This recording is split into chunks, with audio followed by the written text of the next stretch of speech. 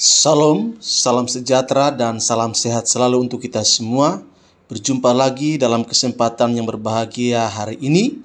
Doa saya kiranya damai sejahtera dari Allah Bapa di sorga, kasih dan anugerah dari Tuhan Yesus Kristus, serta sukacita oleh Roh Kudus melimpah dalam kehidupan kita semua. Amin. Renungan firman Tuhan pada kesempatan ini terambil dari kitab 1 Raja-Raja pasal 16 ayat 15 sampai ayat yang ke-28. Saya tidak akan membacakan ayat-ayat ini, tapi dalam ulasan nanti saya akan membacakannya untuk kita semua.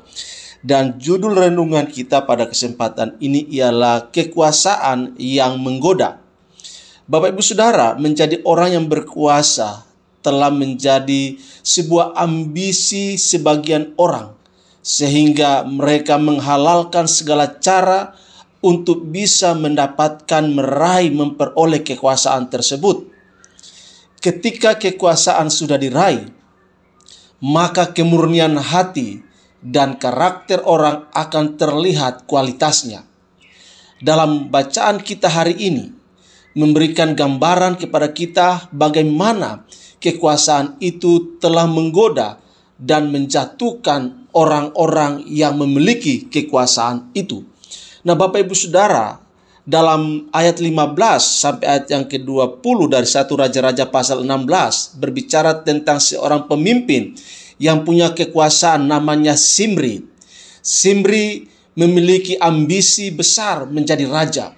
Ia kemudian merebut takhta dengan membunuh Raja Ela. Zimri memerintah hanya selama 7 hari.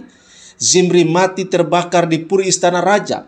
Kematian tragis ini terjadi sebagai konsekuensi atas dosa-dosa dan kejahatan yang telah dilakukannya di hadapan Tuhan. Nah, Bapak Ibu Saudara, kita melihat ada banyak orang yang menjadi korban daripada ambisinya. Mereka mengejar kekuasaan dengan cara yang licik, cara yang curang, cara yang jahat, serta rela mengorbankan orang lain, menghancurkan kehidupan orang lain, bahkan dengan cara yang mengerikan, yaitu membunuh lawan-lawan politiknya.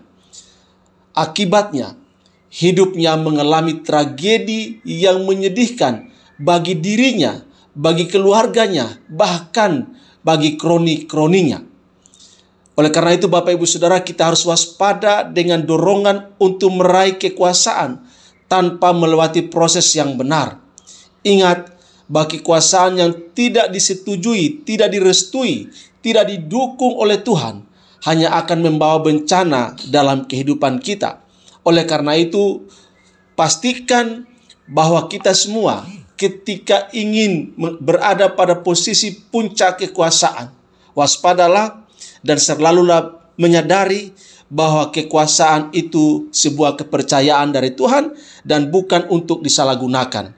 Kemudian yang kedua, godaan besar dalam kekuasaan juga terlihat dalam 1 Raja-Raja pasal 16 ayat 21 sampai ayat yang ke-28, di mana diceritakan tentang seorang pemimpin, seorang raja yang bernama Omri. Omri ini adalah seorang panglima perang dari Raja Ela.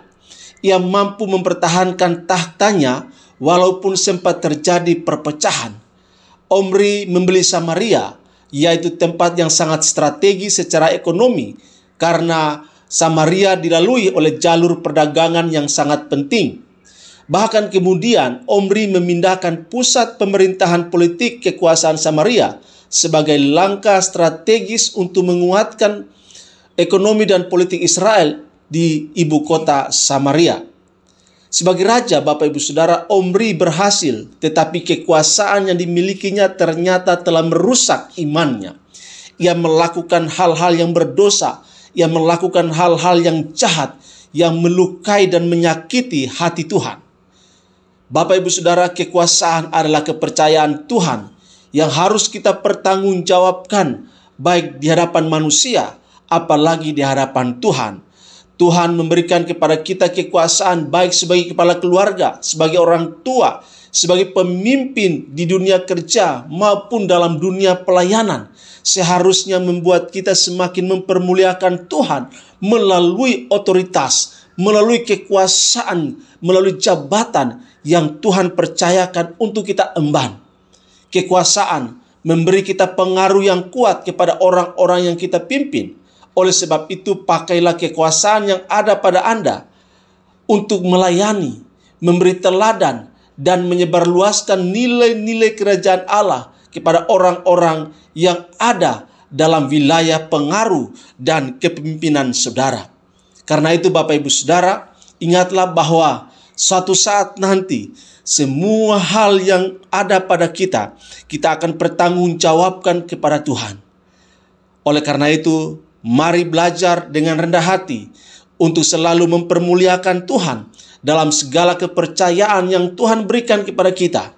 Sehingga dengan demikian, kepemimpinan yang ada dapat kita jalani dengan suatu sukacita, suatu hikmat, dan akhirnya kita bisa mencapai garis akhir, finishing well, dengan sukacita. Tuhan memberkati kita semua.